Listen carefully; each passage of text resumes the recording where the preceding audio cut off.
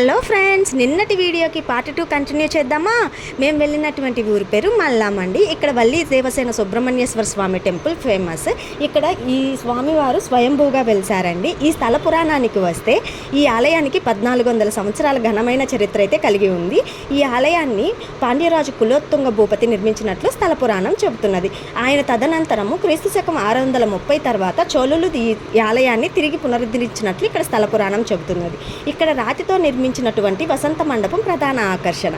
ఈ రాతి మండపం 100 స్తంభాలతో నిర్మితమై 2 గుర్రాలు లాగుతూ ఉంటాయి. ఈ గుర్రాలకు కాళ్ళు లేకపోవడం ఇంకొక విశిష్టతగా చెప్పుకోవచ్చు. ఈ వసంత మండపం మీద రామాయణం, మహాభారతం గురించి ఎంతో చక్కగా శిల్పాలతో నిర్మించబడి ఉంటుంది. ఇక్కడ కోనేరు ప్రధాన ఆకర్షణగా ఉంటుందండి. కాకపోతే ఆ కోనేరుకి కొంచెం డెవలప్మెంట్ చేస్తే ఇంకా బాగుంటుంది.